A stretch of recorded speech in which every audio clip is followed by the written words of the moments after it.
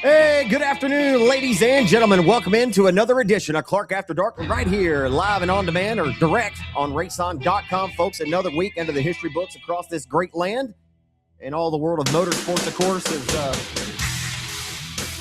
I don't know if I've ever came in with this one, but it's a jam. Trying to add some different stuff to our repertoire here. I don't know. But yeah, Metallica never hurt anybody's feelings. I bet my buddy Landon McLeod will really enjoy this one tonight. Him and Brandon and their mom Tiffany, they're some of the biggest Metallica fans I know. But anyway, for what it's worth, never hurt nobody's feelings. Welcome in again, ladies and gentlemen, episode number 90 here of Clark After Dark. Happy to be here once again to talk about motorsports. As I just told you a moment ago, World of Outlaws is on the racetrack tonight. The late model series presented by Dirt Vision, live right now at Ogilvy Raceway for a little Monday night special, little Monday night football, if you will, but racing style. I love it.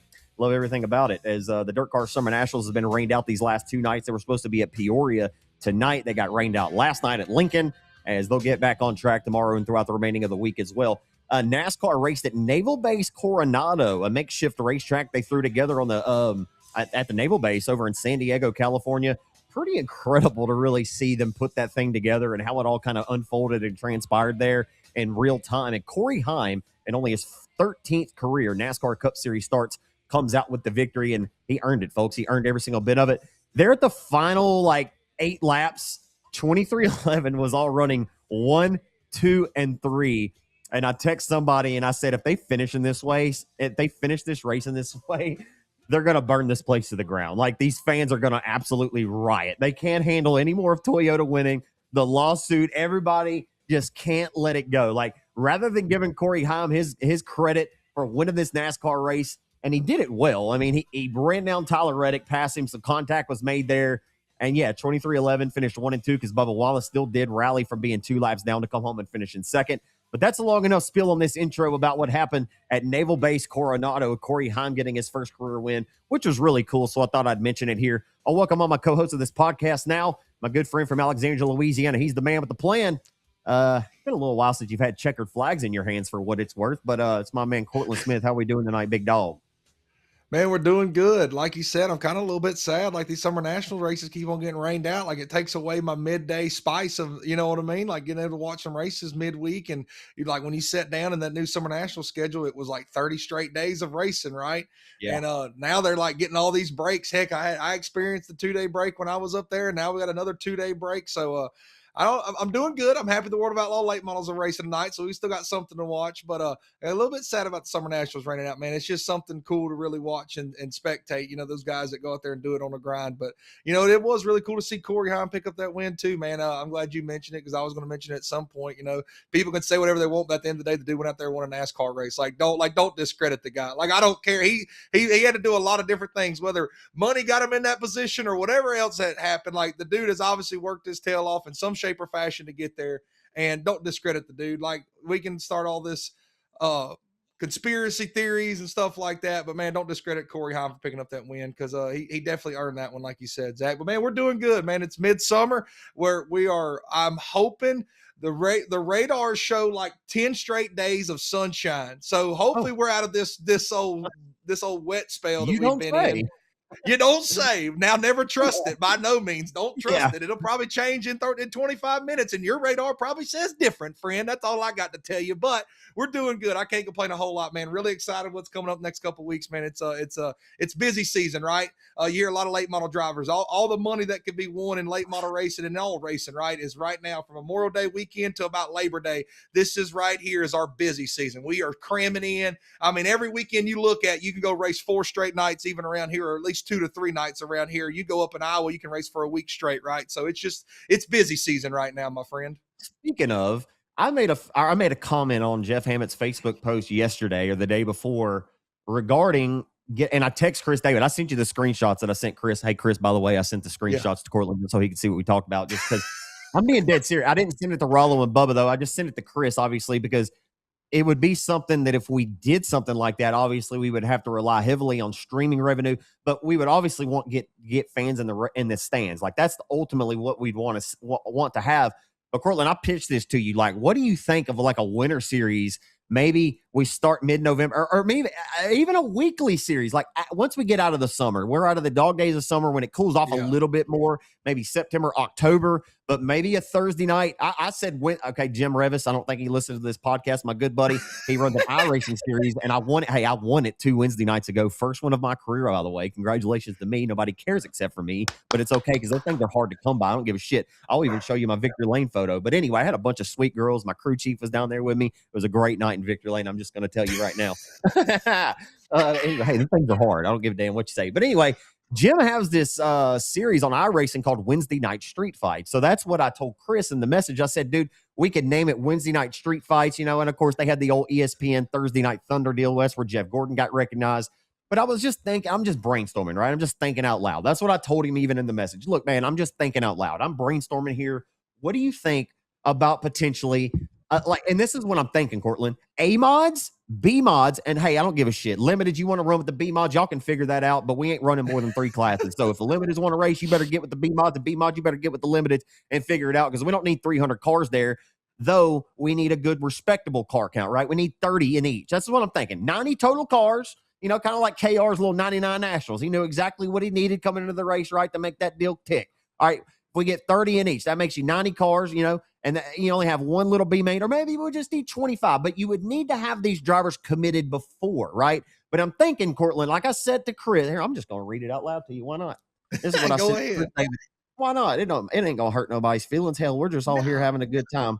I said, let's put together a 4 or 5 race winter series that takes place at 4 different tracks: Rocket, Boot Hill, Hunt 67, or RPM, any tracks. I don't care. Insert track here, right?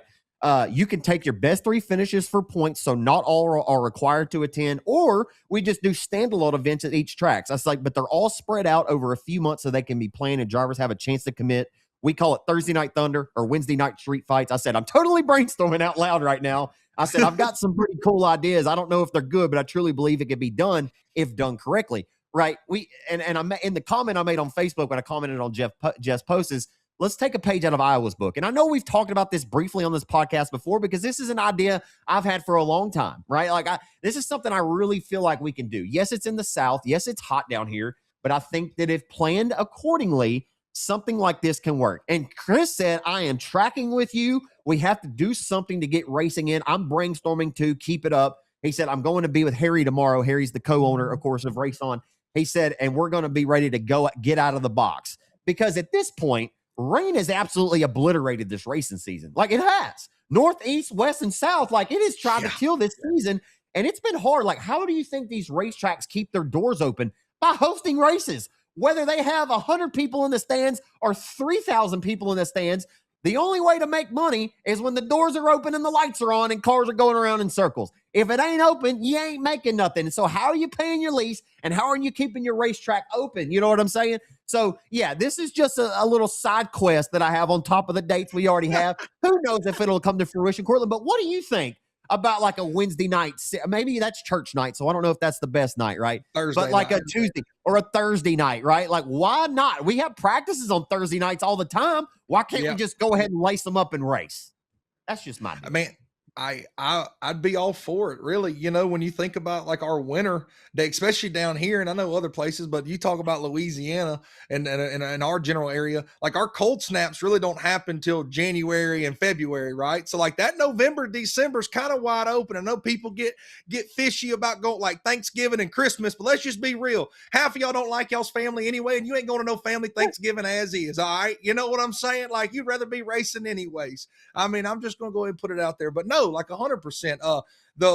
In November, we normally get our pretty good days. Of course, we'll schedule a race and they'll have a cold snap of 40 degrees high and 22 degree low. But man, when you look at, I know of plenty of Thanksgivings we spend around the house, like you sweating. You know what I mean? Like, and you ain't sweating because your stomach's full. You sweating because it's 82 degrees outside, So it's definitely something that down around here, like, I think it's worth a shot. You get 3 to 4 tracks interested in it and just run a trial deal. And like you said, if you get guys committed to it, I mean, all it's going to take is, the commitment from a few drivers, and I promise you some track promoter be willing to take the gamble. I really do think so, man. And let's just be real, our off season, just like in any race, and our off season ain't till January and February anyways. Like a lot of guys, when they park it in November, like it's parked up for the rest of the year until about January or February. Then you start rolling out rules packages, and sometimes rule packages don't get put out till January, right? Like, so it's just one of them deals that if the race season stays the trend that it's been at and we keep on fighting all these rainouts, I don't see why a track couldn't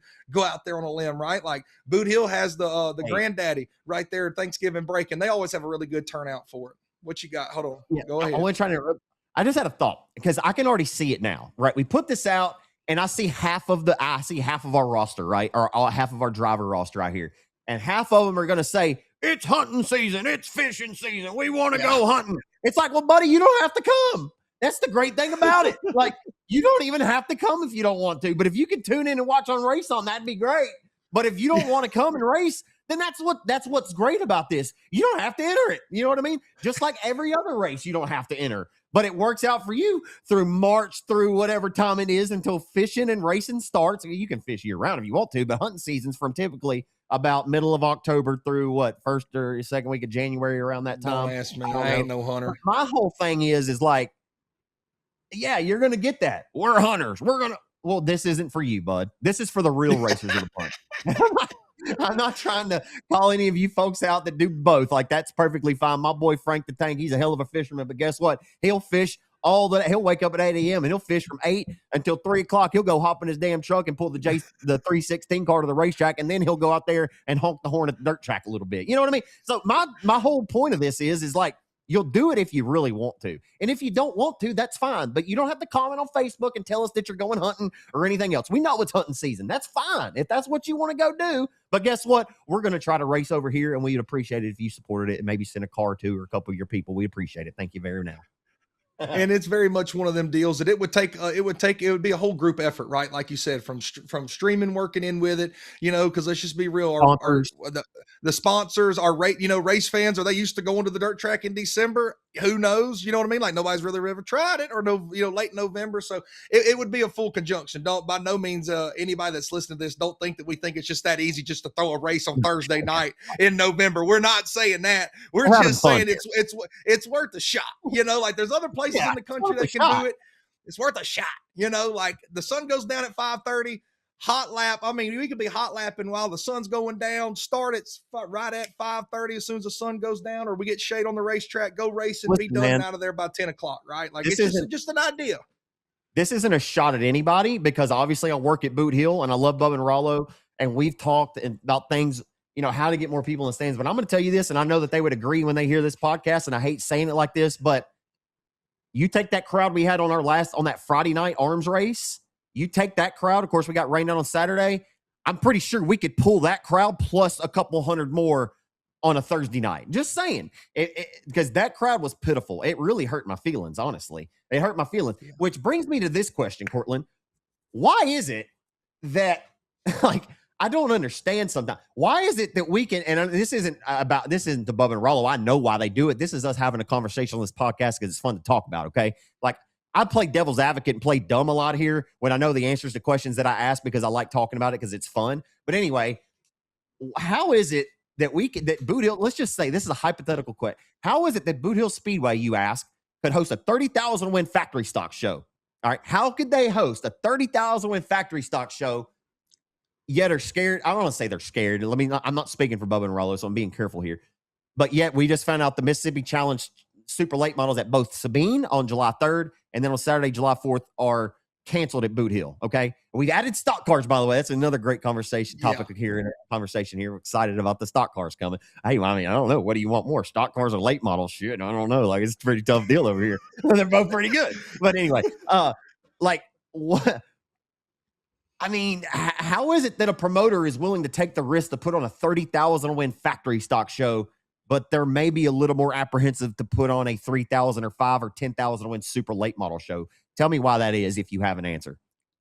The only thing I can think of is, it's that back gate. We know when you put on a 30,000 win factory stock show, you're going to have 130 cars show up versus that that 5,000 win super late model race, you may only have 18 to 30, right? Like it's always a gamble, so I'm not saying that they're wrong for doing it, because they know they're going to get 120 cars roll into the pits for that factory stock race, and you're going to get their money for 3 nights. But it's one of those deals of that our racing, I'm not saying we went wrong, but our trajectory in racing, we've made these factory stocks this glorified thing. Like there is no more, and I'm being careful the way I word this. Don't anybody say like, but there's no progression no more, right? Like you go to other parts of the country and you progress your way up. You start off in hobby stocks, then you get you a stock car, then you get you a modified, well, then you get you a late model. Well, around here, like you get you a factory stock, and guess what? You race for $30,000, and there's plenty enough guys that got enough money in them factory stocks. They could probably put together a decent little steel block car and be able to race super late models, right? But somewhere, and I ain't blaming nobody. I get it. Racetracks got to stay open. That's why they put them big factory stock races on, because it's a chance to make money. But we somewhere along the lines messed up and cut that cycle off, right? Like we, instead of paying big money to what you would consider the premier classes, let's just be honest. There's national tours for late models, sprint cars, and modifieds. There's no national tour for factory stocks. There's no national tour for stock cars, street stocks, no matter what.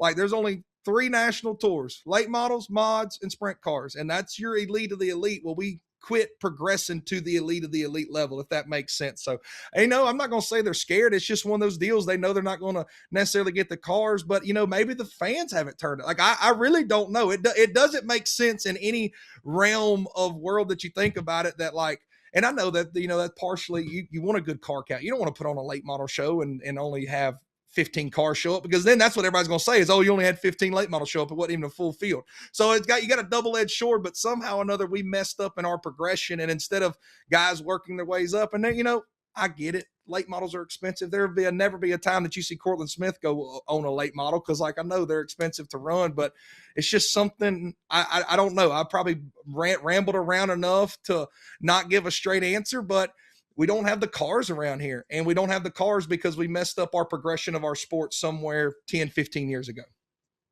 That's a conversation we've had off mic many a times, and conversations we've had with people. Yeah, our stepping stone is different. I mean, this conversation I've had with Trenton Berry with Racing Dirt, and like when they come down here, and Todd Staley will tell you, dude, we love y'all's factory stocks, but like it has gotten a little ass backwards as far as like, but like, hey, but at the same time, I've kind of come to terms, and I'm okay with it. Yes, I'm okay with it because we're still thriving pretty good. The fact that we can pull 128 factory stocks for a 30,000, like we're doing something right at least. You know what I mean? Like, yeah, at least, because I look around Cortland and I see a lot of different racetracks and their support class divisions across the country. Unless you're looking at Iowa or like Wisconsin at 141 Speedway, which is an IMCA sanctioned racetrack, and Boone Speedway and Marshalltown average the best car counts along. And Boot Hill last year was, but this year we really haven't gotten a large enough sample size. Boot Hill was up there. We were averaging 140 cars a night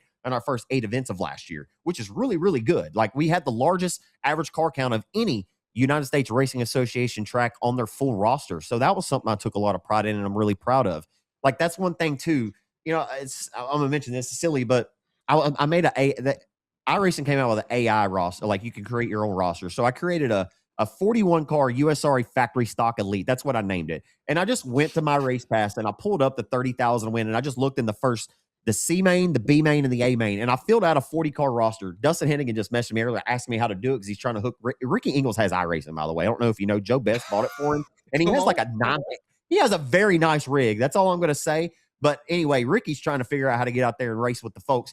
But anyway, when I was filling this out, I was flabbergasted by, I know we've talked about this on this pod, but just the talent that we truly have. And there's no doubt in my mind. And I want to make this point because tonight when the World of Outlaws rolled onto the racetrack at Ogilvy Speedway, I heard Ruben Morella say, and making his World of Outlaws debut tonight is 2-time B-Mod national champion Skeeter Esty, driving the number 37. And dude, it took me back. I was like, wow. I remember Skeeter Esty beating Cody Smith racing for 10 grand at Humboldt Speedway in the B-Mods. He won 2 of them Humboldt Speedway B-Mod national races. And I was thinking, dude, this Skeeter Esty's a bad dude. Like, we know how good Cody Smith is, but he comes from Wasota country, comes down, wins the USRA race at Humboldt Speedway. Dude, he dominated that B-Mod nationals event at Humboldt. But to see, he made his first career World of Outlaws start tonight. And I'm tying this in with there is not a doubt in my mind. And I've seen Derek Grigsby make a start for Doug Ingles in a super late model. Our progression might be kind of jacked up, but a lot of these drivers, if you talk to them right now, they're passionate about what they do. They love their stock car programs and they love what they do, right? Like Justin just drove off and raced his actual stock car. Yes, he's still passionate about factory stocks. He went to Iowa this past week. Didn't get the results he really wanted. But again, circling back to Skeeter Esty making his first World of Outlaw start tonight, that took me back. I didn't expect to see that, but you look at where he came from in the progression in his racing career. He was just racing a B mod just a couple of years ago. First career World of Outlaw start tonight. You love to see things like that. But if you were to take Justin Whitehead, Neil Kemp, Dalton Faulkner, any of these guys, right? Kyle Cummings, a former super late model standout, comes back and runs well in the factory stocks. That just kind of goes to show how tough this stuff is on a week-to-week basis. But if you took any of those guys I just named and put them in a super late model, Cortland, you would agree they'd figure it out, right? Like they're quote unquote factory stock guys, but to us in our eyes, in our area, they're the elites of the elite. And I don't give a shit how silly it sounds to any of you folks that are listening to this podcast out of the state of Texas or Louisiana. I will take my best five. Jeffrey, Abbey, White, whatever these guys, and put them against your best five. Whatever your five come from. You can take your best five out of your mod, limited, whatever, but I'll take my best five and put them up against you all day in a free-for-all. And we're going to take the money back to the boot. I'm just here to tell you now. We got some super talented race car drivers. And it doesn't matter what they drive. They have taken factory stocks and rose the game of factories. That's why our factory stocks are so good, because of the quality of the drivers that are behind the wheels of them. That's why the racing is so good. It's not because of, because factory stock are just the best rate. No, it's because we have some superior talented race car drivers around here. 1,000% to everything you just said. You can take our best five and we put them against them. If they hop in a super late model there, are they going to have success immediately? No. It's going to take some time to figure out, right? But at the end of the day, whether you love it, hate it, or whatnot. And another thing to think about, like them fans in the stands, they know that them factory stocks are the dudes, right? Like they will wait until that factory stock feature rolls out there. And when that factory stock feature's over, that's when you might see some people pick up their lawn chairs and leave. And I ain't saying they don't stay for the whole program, but that's another thing when you think about, back to the original conversations, like, are we going to pull the fans for super late models, knowing that, like, hey, week in and week out, when you show up, so the quality of drivers we have are, it's top tier, it is bottom line. And I know that sounds like a homer. Like you said, anybody listening to this outside of our region, they're going to be like, well, they're really pumping these guys up. But at the end of the day, like, these guys are good, and they're not racing for 30,000 and just no Joe blows. You know what I mean? Like, they're racing 30,000, 10,000, 5,000. They put their programs top notch. You don't have these guys do what they do and race for the money that they race for without being top tier, so it's just one of them deals, man. I hate the way it is, because I'm a super late model homer to the bone, but at the end of the day, like you said, hey, the track's got to do what they got to do to make money. I ain't mad about it. And at the end of the day, we can sit back and say, how many other racetracks can say that they have a 30,000 win factory stock race, a 10,000 win stock car race, like all the stuff we got going on. When you throw out the stat of us having one of the better car counts of the year last year, like this year, the rain and everything's played a major factor in that. But when you throw out our especially for Boot Hill last year, having one of the higher car counts in the country for USRA, like that just says something about our region, and that we are doing something at least right. Whether it's right long-term, short-term, whatever it is, we're at least doing something right now. Yeah, and I will say this, though, because we started this whole conversation off as like, why aren't they willing to take? Well, listen, they've taken massive risk putting in that 30,000 win race on. Like, you really don't know until the day of who's coming. Like, the weather could be a factor, right? Like, we got really lucky on the weather this year, though it still was a little bit of a factor, but the guys seem to be committed, man. I hope that race continues to shine into the future. And we're kind of seeing the cycle of racing kind of start over right now. We hope the factory stocks are around at least for another 30 years. Who knows? But the Sportsters are kind of starting this thing all over. Like, yeah, we'll see how it all goes. But and by the way, speaking of risk, we do still, in fact, have a 50,000 win World of Outlaws race at Boot Hill in October. True. Like, it's not like, they still take that massive risk. So us scrapping this Mississippi Challenge race is not really that big of a deal in the grand scheme of things. We still do host a 50K to win World of Outlaws show this year. So really looking forward to that, man. I'm very thankful for the great owners and promoters we have in our area. Before we get too far away from it, before we get into the announcer's cage match conversation, would you talk about that? I got number 90s this week, obviously, before we get away from it. I don't want to forget, but man, I was growing up at Webster Speedway, and number 90 cars, blue and yellow. His son races now, of course, Speedy Benleedy from Jonesboro, Louisiana. When I grew up, man, it was a full body. They called them full bodies. Then they eventually merged. They started calling them limited late models. But man, Paul Leedy won, it felt like, every Saturday night at Webster growing up. Like, that dude killed him. Had a beautiful race car. The number 90, Paul Leedy's who I got tonight. And of course, Jody Davidson. Miss watching him race. He was one of our more standout open wheel modified. And there towards the tail end of his career, he was racing at Boot Hill every single Saturday night in a limited modified, and had a Western Flyer chassis there towards the end, blue and black number 90 car. But Jody D was always really, really good and respectable race car driver. And miss seeing him around, man. Hopefully maybe he'll get the bug again. But I hear Jody's life is going real. He's doing really good in life right now, man. And I'm happy to see it.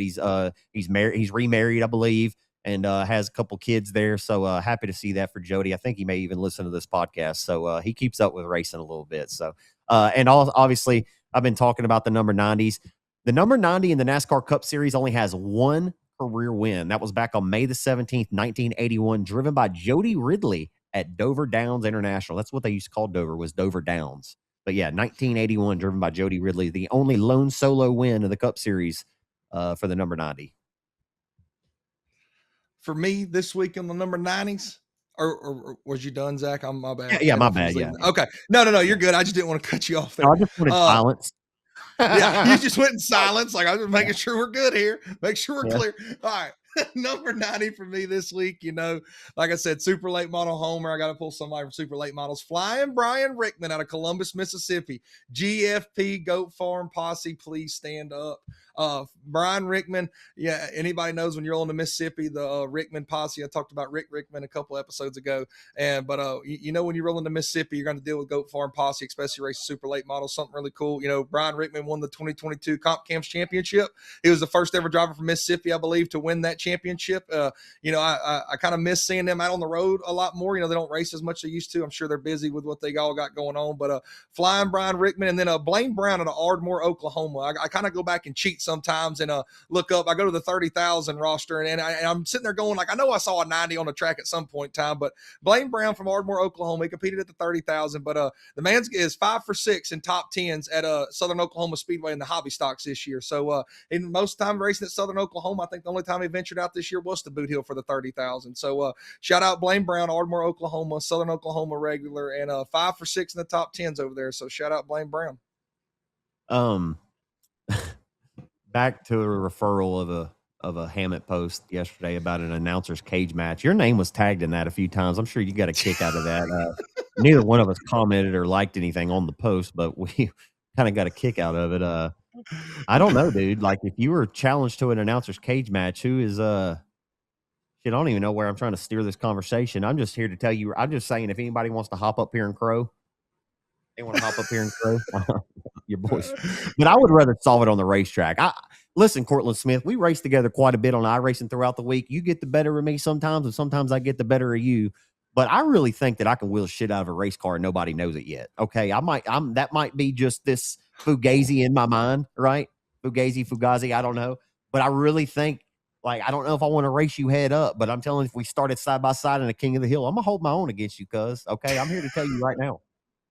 Hey, look, they did it at Smoky Mountain, and we can tie this into talking about Lucas Oil here in a second. They did the Crown Vic Challenge with the crew chiefs, right? Old Jason Durham, Anthony Burrows, Max Blair's dad, Ryler Cantillo for Brandon Overton, Danny White for Rocket. Well, I don't know why I couldn't think of Danny's name there for a second, but all of them race Crown Vics. So, like, these Crown Vics are getting fired off maybe around here. Like, who knows, if we get enough Crown Vics, we'll just have an old grudge race like they did over at Smoky Mountain, right? Like, and we'll have no grudge race in the Crown Vics, and we can go in there and door slam each other. Like, I think it would be fun, but the old cage match deal, it would be I appreciate all the compliments and the support I got on that. I think my boy Tim Hardman said, like, it's going to be tough to beat old Cortland Smith over here. And yeah, if you want to come on, let's roll with it. Let's get after it. I'm still in my training. I'm actually back to my fighting weight.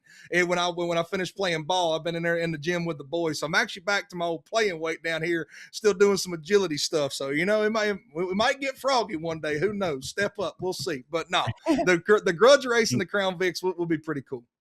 Yeah, the Crown Vic deal at Lucas Oil this weekend was, or for the Lucas races at Smoky Mountain, was pretty cool to see. Brandon Overton won that one by a pretty good margin. He started dead last too on him, which was only 5 cars. One of them broke. It was supposed to be the top 6 in Lucas points. The crew chiefs race Friday night. Like you said, Danny White won that. No, Durham. Sorry, Jason Durham won that one. Yeah. Hudson O'Neill's crew chief. And then it's Saturday night. And while we're talking about, man, I kind of wanted to ask you where the B mods were at Sabine on Friday night, because it just, I don't get it. Okay, we'll get to that, and then we'll get to McDowell winning at Smoky here in a second, and just kind of talk about him being 60 years old and still being that cat. Like, he's that dude, and he's going to go out on top. Like, the dude's going to stay winning until he decides he's done. You know, like, he's really, really good still. And that was an impressive win on a racetrack that was slick, and it took some top tier driving ability the other night. So hell, I don't know why we just don't go ahead and talk about it. But anyway, where were the B mods? Why were the B mods not at? Where were they at Friday night? Like, I'm making excuses for Cody Tupper. Listen, the dude races every single weekend, anytime, anywhere, any place. So I'm not calling him out, right? I can't call people like Cody Tupper out. And maybe Cortland Smith. There's just not that many B mods down there in that area, right? I don't know, but there was 4 B mods at Manny, and this is with everybody rained out. 67 rained out Friday night. I mean, Manny was the only racetrack racing, and so I thought we'd see a few more B mods down there. Tupper took his kids to Toy Story 5, and that's fine, right? Like, he was going to be a 67. He's running for points. He rained out. I can't expect the 23 car to hustle somewhere new every time it rains out, right? Like, it's fine. Like, he would have spent time with his kids, and I commend him for it. It's fine. But after 67 rained out, you would think that Manny would have had a few more B mods. This is their B mod car count of the year. First race, they had 4. Next race, they had 9. 5, 12, 8, and 11. The 12, 12, and 11, that'll cut it. But the 8, 5, 9, and 4, this is why the tuners aren't running anywhere around here except for Manny anymore, is because they're just not bringing the car count, so it doesn't make any kind of sense to want to pay the purse if you're the track promoter. Now, I'm not on anybody's case on this whole deal, but all the limited modified drivers down there were like, we don't want to run with the B mods. Y'all got to split them. Yeah. And it's like, okay, well, the B mods don't really give a shit. They just want a place to race, right? They just want a place to race. And they're like, okay, well, split us. We'll race by ourselves. Well, that's fine when you have more than 12, or when you have 12 or more show up. But having 12, Cortland, just 12 is like breaking even and paying the purse. Even like, it's not like you're winning a home run by having 12 cars there. We'd like to see that thing grow, right? We'd like to have maybe 14, 15, up to 20 the next few times. It's been about a season and a half now, and I would have expected this thing to grow a little bit. And it all boils down to, Cortland, is there's just not that many B mods. So the cars that you do get have to travel from out, right? Like, Talon Willis won there, and Dalton Dubois' 55 car. Dalton drove the 55. So obviously Dalton, the 55 car, was down there, and that's a local car to that area. But just think about how many cars are down there that aren't local to that area. So Tupper, Boone Evans, anytime, Phil Dixon, anytime these guys are having to come to Manny, they're traveling from a pretty good ways off, and they have a plan prior to come and race there. So it's not like, oh, well, this so-and-so rained out, so let's hustle down to Manny. It's just, man, everybody right now, even when tracks are rained out, we're fighting for cars, man. And it's hard. It's a tough pill to swallow. And I don't know where we go from here. Like, I don't know the perfect scenario, but I could totally see Shane Hebert making a post soon. And listen, I don't have any knowledge about that. I'm just saying, hypothetical. I could see Shane saying, listen, B-mods, we've given y'all a chance. Where are we at? And it's going to hurt the limited guys, because the B-mod, he's going to say, we're just going to run the B-mods with the limiteds again. And then the limiteds are going to cry, bitch, and they're not going to want to show up and race. You know what I mean? Because they don't want to run with the 4 or 5 B-mods that show up. It's a tough situation to be in, right? But my deal is, at Hunt County, Rocket, and what other racetrack at no, they're not at Arklatex anymore. Sorry. There's still 3 tracks around. I'm missing one of them. Still run the limiteds and the B-mods together. And they seem to do it just fine. At 67, sorry. I don't know where you go from here, man. I say either combine them back, and it is what it is. They're not sanctioned anyway, and just let it be what it is. Yeah, it's funny. We're back on the limited B mod debate a year and a half later, right? Like, we're right back on it, bud. But I mean, it is kind of sad, and I'm sure everybody was Sabine whenever everything kind of started raining out, and you're kind of looking, and you're like, man, maybe, like, this might be the weekend they break that 15 number, right? Like, you get 15 B mods, and then you roll up and you got 4. And kind of like you said, these guys do travel a lot. you get tied up in other situations. I know there was whenever I left the house, it was there was 3 hours straight of like 50% chance of rain, and had a light rain shower come by the racetrack. So it's not like they completely avoided it. They still got it in. Racetrack was fine. Pits were fine. But, when you're sitting there looking, and a guy like Cody Tupper or Boone Evans, just using them for an example, and you're sitting there looking, okay, everything's rained out, we're going to go race at Manny. And then you pull up, and on the radar, there's a blob that pops up at 6 o'clock. That makes you hesitant, right?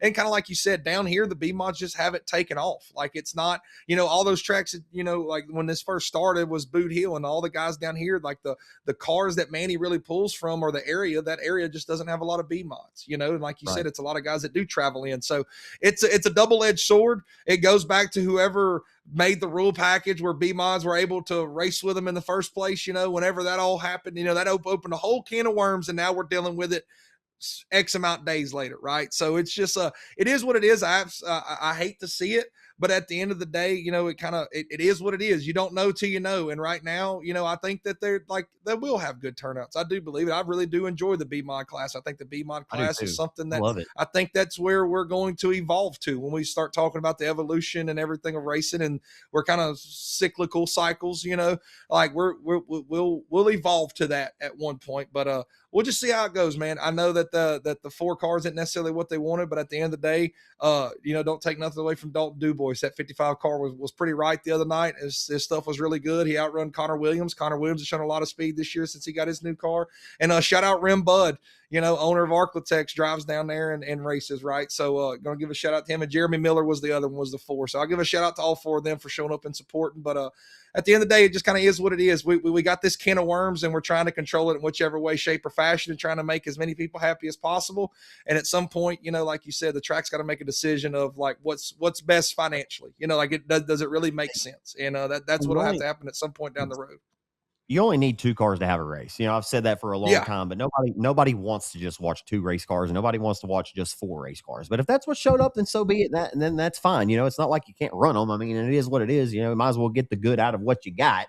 But I wonder this, and I'm not calling you out, buddy. I'm not. But like, where's Caleb Dillard? And the only reason I'm asking this question is I couldn't think of a time in between 2010, and I know that times are different. Caleb's got kids now, like I'm sure his everything in his life has changed. Like, he doesn't probably desire to race every single time the doors are open at Sabine Speedway, but like, you could expect the Robolene Rocket would be in the pits at Manny, Louisiana every single time the doors are open in between 2010 and 2000 and let's just say 19, right? Like, there wasn't a doubt.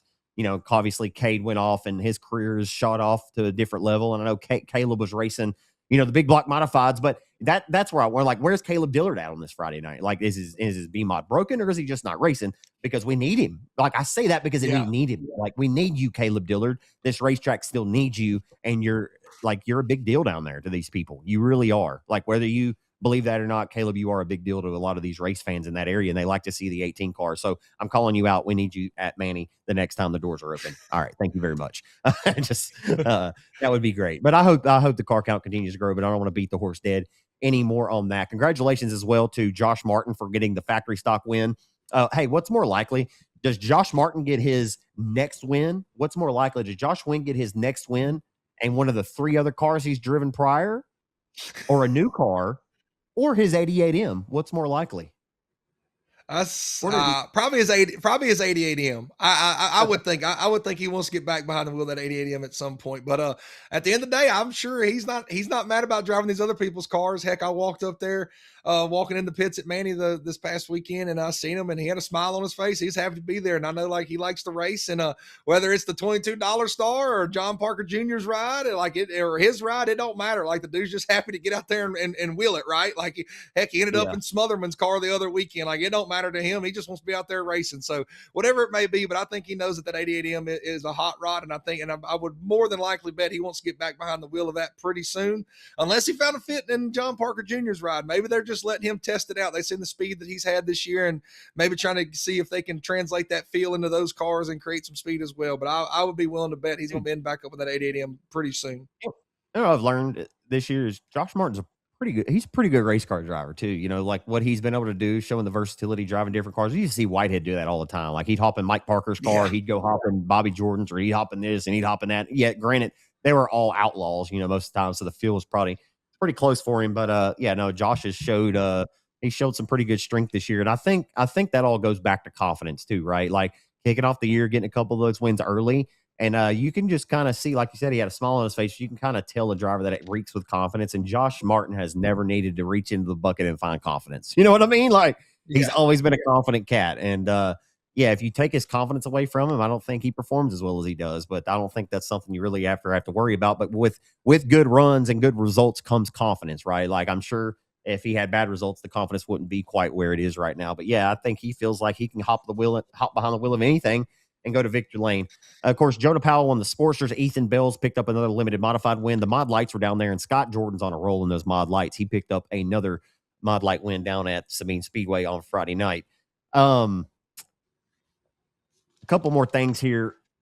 Dude, stock cars are coming to Boot Hill on July the 4th. We kind of hit on Yeah. that briefly. But dude, stock cars are coming July 4th. It's IMCA/USRA. I don't know who the tech man is or how that works. I don't really even know the big differences or between IMCA/USRA. I don't know if you do or could tell us. Hate to put you on the spot there, but I don't know. I don't think it could be a massive difference. I think the USRA cars might be a little bit quicker. I could be wrong about that.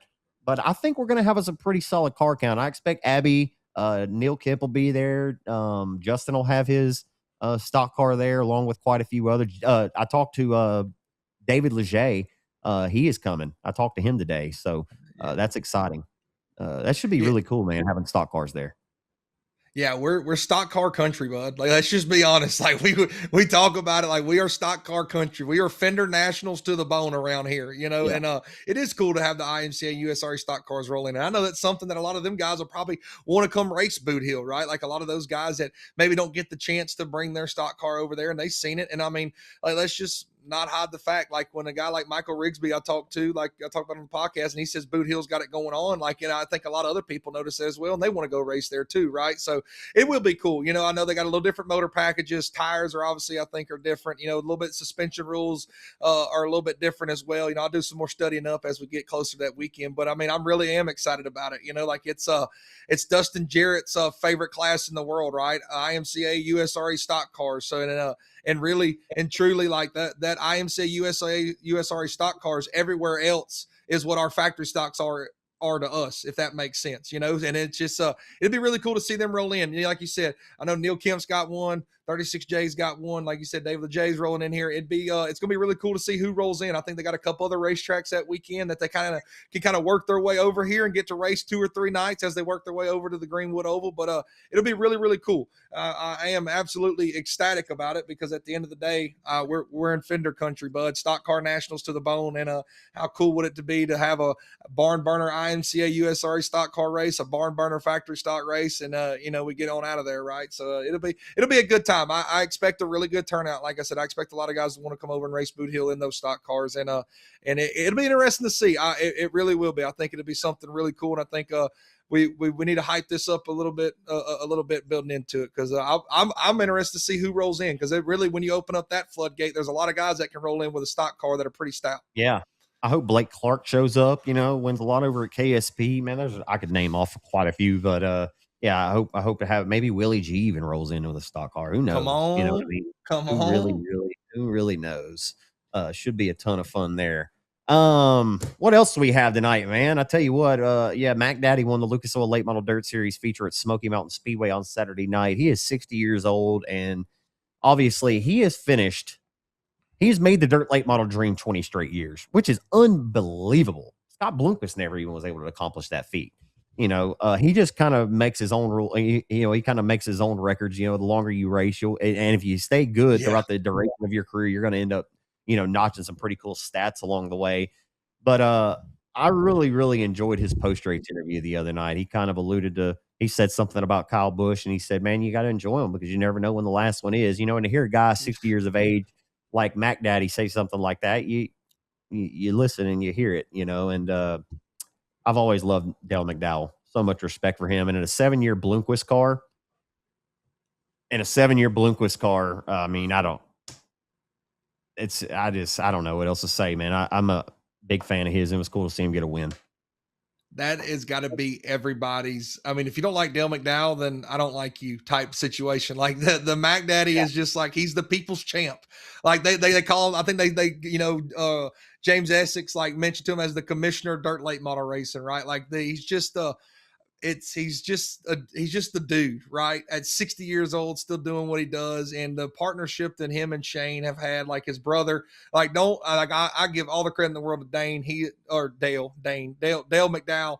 He's a heck of a driver, but Shane, I mean, like Shane stays on top of that program too, and they are a lethal combo together, and they've raced together for so many years. Shane knows exactly when Dale, like before Dale probably pulls off the racetrack, Shane sees the way that the car's driving, knows exactly what it needs to do, and gets on the wrenches, right? And they just got such a well-oiled machine, and they got another crew guy there. I can't think of his name, but he's been around them for a while as well. I think they called him Cowboy. I think that was his nickname. We were parked beside him at Volusia, and I actually got to talk to Dale and Shane. I keep on combining the names there, but Dale and Shane, I kept on talking. Yeah, Dane Lloyd. But I got to talk to Dale and Shane a good bit at Volusia one night, and man, they are just really cool dudes, and they love the sport of racing. And, of course you love it when you're winning, right? And, you love to hear him pay homage to Scott Bloomquist, right? Like he said, 7-year-old Bloomquist car, he goes, we're still keeping that Scott guy around the racetrack, right? So it is cool, man. Dale McDowell is, at the end of the day, he'll go down as probably the people's champ of dirt late model racing. And he's just one of the good guys. And when, we say it about a lot of different people, when Dale McDowell wins, I think the dirt late model world's better, right? You can say that about a couple different people, but it is true. When Dale McDowell wins, the whole racing world is better, and you absolutely love to see it. You being a Rocketeer, I want to shift this last conversation of the day here, and then we'll hit the World of Outlaws results. They raced for $300,000 to win at Houston's on Saturday night, and that was pretty cool there. I want to ask this question. We've been talking about it since Brandon Sheppard went back to Rocket, right? Like when Hudson O'Neal was in the Rocket 1, nobody was asking, like, is Rocket back? Because there wasn't really a need of the conversation because Hudson was performing extremely well in that car, right? They even won the World 100 together. And there was a little point there. It's been about a year and a half where Longhorn just dominated. Like they have dominated. Even Brandon Sheppard won the World of Outlaws championship at a Longhorn chassis after he left Rocket. And the conversation has been, with these Rocket XR 1.2s, like, man, how long is it going to take? Or when are they going to get back to the mountaintop? And I don't know if they're quite there yet, but I'm telling you right now, Cortland Smith, the playing field is as close as it has been in the last 5 years in my eyes. In my opinion, Rocket is right on the cusp of getting back on the doorstep to where they have always been, right? Like, it's not like they fell off for a significant amount of time. Longhorn just kind of took over, but you see that in sport, right? We talked about factory stocks and stuff around here being cyclical. That kind of same stuff happens on the national level of dirt late model racing as far as chassis manufacturers, the shock game, right? Like, it's really interesting to see the different chassis and shock components that different cars use, right? Like Bobby Pierce is running Olin shocks, right? Shepherd's on Fox. Some of these guys are on all these different on Penske's. It's that kind of part of the game has always fascinated me, and I always love that part of the dirt late model game. But man, I think you would agree with Brandon Sheppard. He won at Smoky Mountain on Friday night. He's only 20 points behind Hudson O'Neal. I think Brandon Sheppard can win this championship. He's heating up at the right time. Would you agree that obviously Brandon Sheppard has a much better shot than Nick Hoffman does, who's now 51 points out to run down potentially Bobby Pierce to win the championship? It was only like 9 points 3 weeks ago, and it's now up to 51. Yeah. Bobby Pierce has been on an absolute tear with the World of Outlaws late models, but Brandon Sheppard is heated up at the right time, and these Rocket XR2s are hustling as well. And I don't think the gap is very large anymore between Longhorn and Rocket. I think they've evened it, and I think you're about to start seeing a lot more people get into Rockets. Mike Marlar just debuted in a new Rocket this past weekend. You're about to start seeing, I think, a lot of these folks that maybe aren't where they want to be in a Longhorn are about to start, because let's be honest, there's only like 10 guys that are really getting the good shit on Longhorn. I don't know. Am I wrong about that? Am I wrong? I don't know, but I think Rocket's on their way. They're coming. Yeah, there's hearsay that some people get special stuff, but who knows? I don't. It's all hearsay, right? But when you sit down and you talk about that Rocket conversation and you look at it, like the Rocket one's always going to be competitive, no matter what. Even when they're off, they're still competitive, right? And I think the biggest sign of his Rocket turning the corner is you look at the other guys outside of the Rocket one house car. Look at a Tyler Erb, who's having a breakout year. Look at Kyle Bronson, led laps at Eldora, during the dream weekend there? Did he have the best results he wanted to? No, but Kyle Bronson probably hasn't led at Eldora in a couple of years, and I maybe discredit him unless I'm something slipping my mind. Look at Dennis Erb Jr. He'll tell you, I'm sure right now, he'll tell you the start of his year wasn't very great, but you look at West Virginia Motor Speedway and the recent results that he's had, Dennis Erb Jr. is kind of turning the corner. So it's one of those deals. The Rocket One car will always be competitive. It's just when the other Rocket guys start running good, that's when you know that the program is elevated, evening up. So I'm not going to say they're quite dead even yet, but they've obviously stumbled upon something. They're working hard. Mark Richards is not going to go down a loser. I can tell you that much. That drive competition, I think that man hates to lose more than he loves to win type situation, so he's going to do everything he can to get that camp back going. And, when you got Brandon Shepherd behind the wheel, let's just go ahead and say it. He's going to go down as one of the greatest dirt late model drivers ever too, right? Like we think about him as being some old whippersnapper, but like he's in his mid 30s. Like the dude's just been racing forever since he was 16, 15, 16 years old. He just got 20 years experience and he's still in his mid 30s. Right.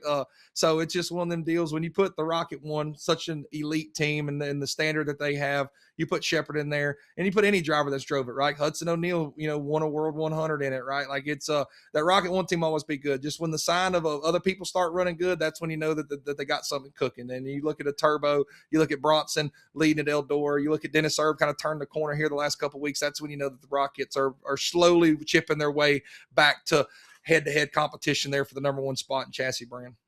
Yeah, even like a lot of people would consider T-Mac had a down spell there when he drove the Rocket car. Like maybe he didn't perform like everybody expected him to, but he still won $40,000 at the Topless 100. You know what I mean? Like he still won the Topless 100, like which many people would consider it all. Also, the MLRA, as seen live on RaceON, was at Salina High Bank Speedway this past weekend. Not a whole lot to talk about there, but it is a beautiful racetrack. My buddy Cody Lewis went up there for the first time. He was in Discord telling me all about it last night, and I said, man, and he told me first, he said, man, anytime you get a chance, you got to make it up to Salina High Banks. I said, bud, I've been there. I've actually announced there 3 times. I called a couple of USMTS and an arms race there. Or the Funkadelic, Joe Duval's Funkadelic Dirt Track Honky Tonk Extravaganza, which is also rescheduled to July 17th and 18th this year. And I'm in a pickle on that one. I told y'all on this podcast a few weeks ago, I'm in a pickle on that one because I really want to make that race, but I also want to make the West Groovesman Memorial at Boot Hill. So I'm in a tight spot on that. That's it's unfortunate, but it bees like that sometimes. But yeah, Jonathan Davenport won on both. He picked cherries this weekend, as alluding to his new cherry picking T-shirt. But again, he Davenport and his defense, not that he needs any kind of defense. He puts his fire suit on one leg at a time and buys his pit pass just like everybody else that checked in for battle there. He's just good. He's just really good. Billy Moyer got called a cherry picker a lot in his career too, right? Because he'd go and run a lot of these Hill Tour races, or he'd go run comp cams, or he'd run MLRA. When Lucas Oil was down the road racing for 30 or 40,000, he'd be down the road winning this 5K. Well, hey, Billy Moyer can do what the hell he wants to do, just like Jonathan Davenport can pick and choose and go and race wherever the hell he wants. He wants to go to these new racetracks. He'd never been to Salina, and he went to a place and he performed well and he got rewarded for it. That's as simple as that. Like Jonathan Davenport dominated MLRA this past weekend presented by RaceON, and that was cool to see for him. And also David Gravel won $300,000 at Huset's. He dethrones Buddy Kofoid's reign of terror on the World of Outlaws at Huset's Speedway. But yeah, David Gravel won it pretty fair and square on Saturday night. Kofoid did win 2 of the prelims, but David Gravel, you put him on the pole, especially at his home racetrack with the Billion Auto sponsorship, he wasn't going to be denied. And I said it before the green. I said, man, if Gravel were not on the pole, maybe I'd think Kofoid or somebody else had a shot here. But Gravel he's just too good. He's just too consistent. Home racetrack, too much on the line, too much on the table. $300,000. He proves again that he is, if not the best sprint car driver in the nation right now, he is 1A, 1B. Yeah, I still was riding Buddy Kofoid till the wheels fell off. I'm not going to lie. Too. I did not think anybody else was going to win other than Buddy Kofoid. Like I didn't care where he started. He had 40 laps, but at the end of the day, David Gravel just again proved like, hey guys, I'm still here. Like I'm still David Gravel. You can talk about this Buddy Kofoid winning all these prelim nights and building up to it. But at the end of the day, I'm still David Gravel, and I'm still one of the best in the business. And he went out there and won it, right? Like Donnie Schatz coming there and challenged him there a little bit. And the track progressed a lot. They went to that full refarm, and I don't know, what to expect out of it. And sadly, it went from like bottom dominant. It kind of got racy there for a second. Then it kind of started latching up there towards the end. So I don't think it necessarily played any favors to Buddy there to necessarily make his way through the field. But at the end of the day, David Gravel is he's still that dude. You know, we don't talk about sprint car racing a whole lot on here, but if anybody was wondering, that 2-car can roll, ladies and gentlemen. And David Gravel, he's a threat anytime he rolls in the pit area, and he proved it again. You know, winning $300,000, like what a payday! Like we talk about the money in this sport, like dude, $300,000 was given out to the winner of a sprint car race. Like it's absolutely crazy to think about. Tyler Courtney, if he finished second on the podium, there was $100,000 bonus. If Courtney would have got one spot better, he would have won $400,000 for that win on Saturday night. That's insane. I mean, and he got he fired out of a cannon on that late race restart. I thought Tyler Courtney was going to win that thing for a second. Like he really had a lot of strength and speed, and it kind of fizzled out there towards the very tail end of the race. Gravel just had him covered, but yeah, Courtney would have won. They had a $100,000 bonus. That'd have been a $400K weekend, which is absolutely incredible. Just the last final thoughts and notes here. Dylan Spear, one of our Boot Hill Speedway regulars, all bullets, no blanks for the 22 Magnum, rode down to 105 Speedway in Cleveland, and he won at the 105 and held off the 23 car of Howard Willis to get it done. And man, he was pretty fired up. I text back and forth with him on Saturday. He's been just trying to get that car to run right. He said it was still kind of spitting and sputtering a little bit into the feature, but he said they feel like he's just about got it ironed out, and he can't wait to get back to Boot Hill here coming up next week. So some pretty cool stuff there. Also, Sean Graham, one of our other local drivers here, he traveled over to Kennedale Speedway Park after Boot Hill rained out. He ran second to the factory stocks to Michael Trammell, the second there the other night. Justin Neighbors won the Sport Mods at Kennedale. Just a couple of random thoughts for you. Hey, how about this at Route 66? Listen to this New Mexico takeover. Josh Kane wins the Limiteds. The stock car winner went to Rob Mosley. Hunter Sandy wins the USRE Modifieds. And Kel Westover, he's not from New Mexico. He's from Oklahoma. But I was like, damn, that's 4 really good winners right there at Route 66 Motor Speedway Amarillo this past weekend. I mean, that sounded like a Wild West shootout field right there. You know what I'm saying? X-Mod stock car, stand up. You come on back. But yeah, what an eclectic group of drivers there. And I'm gonna hit a couple of my notes real quick. I want to give a shout out to Chad Melton winning the Tom's race at Abilene. Man, he held off Matthew Day late, and his interview was really, really cool. Man, he even mentioned like, you're a leader, you're a sitting duck. I can't see my son, and my dad's up there. Looks like he's eating an ice cream cone, and ain't nobody telling me what to do. So I just had to get up on the wheel and just drive it harder, right? So he had off Matthew Day there late, but shout out to Chad Melton winning that Tom's race at Abilene. I went back and watched it today, and he did. He run that top. He got challenged there several different times throughout the race, and in the late stages, Matthew Day was right there underneath him, but Melton gave him nothing didn't give him nothing to capitalize on, and the 71 car was able to park in the victory lane. Go check out his interview. They got it out there in the internet realm. That was really cool. And I just want to give a shout out. You kind of talked about Ethan Bales winning that limited modified race, but Jared Wallace was all over the tail tank of that E8, and I love seeing Big Red back at the racetrack. Like Jared Wallace, dude, he has been. I just want to give a shout out to him. Ethan's having a heck of a year too. He's won at Baton Rouge, Sabine, Pike County, Boot Hill. Like he's winning a lot of races. We know that E8 is always fast, but I'm telling you right now, old Jared Wallace from Calhoun, my man Big Red is stunting on him right now. He's been running really, really good, and I love to see the 54X camp have the speed. So I just wanted to give him a shout out there as we started wrapping this thing up. Man, I would play Stunting Like My Daddy by Lil Wayne right now, but I don't have it on my Roadcaster. But I definitely will put it in my repertoire for the future. Man, that's all I got tonight. I don't know what else you may have, but there's more to get to next week, of course, and can't wait to come back and talk about it with you. So, appreciate you for being here. Go ahead. Well, I was just going to do this weekend on RaceON, Friday night, Lafayette County Speedway, one of the new tracks they just acquired on the RaceON streaming services. 67 has a series night. Tom's, the Charlie Brown Classic at Hunt County on Friday night. Saturday, Cotton Bowl, I-37, KSP, Maquoketa up north. Tom's is at Rocket, 305s at RPM, Scotland County Raceway, Texana Raceway Park, Grayson County Speedway, 105 Arklatex, and we even got Sunday racing on RaceON. My man Zach Clark at Dubuque. So yes, at Dubuque. Cool. So a plethora of races, ladies and gentlemen, to get your eyes on. Hopefully the weather has cleared up. You can catch, I ain't going to count them out right now, but that's at least 12 different races on the RaceON platform this weekend. Go check them out. We'll be back here next week. Zach Clark, I plan on being here next week unless you fire me after we get off the podcast. Who knows? The world changes every day, right? Hell, I might get fired before you do, and then we'll all be up shit's creek around the paddle. But anyway, thank you to our producer Cody Wooten for everything he does, and Yeah, man, I enjoy talking racing with you. Sometimes I get to rambling and forget my thought from one to the next, but that's fine. For some reason, people enjoy hearing that. Y'all be Oh, y'all be good. I got one more thing. One more thing, and you can sign it off.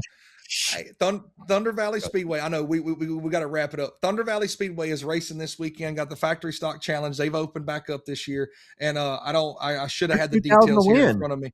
Yeah, it's 2,000 to win, 200 to start. I'm trying to pull it up real quick. Just bear with me for 10 seconds. Who knows if Facebook wants to operate with me? I got it right here. I'm pulling it up right now. Thunder Valley Speedway, 2,000 win factory stocks, 30 lap feature, double heat races on Friday night. Go check out their Facebook page. But I just want to give a shout out to them. They're kicking back off this year, opening back up after several years being closed. New promoters have taken over, and from everything I've heard a lot of good things coming out of there. So hopefully they have a good turnout for that. And there's a lot of other different races to go to. Just find yourself at a racetrack, ladies and gentlemen. That's all I ask you. And I'm going to get out of here before I throw up because I think the Oklahoma Sooners are about to win the College World Series, and it makes me sick. But anyway, y'all have a blessed night. Be blessed and be a blessing. Go Tigers. We'll see you next time. Later.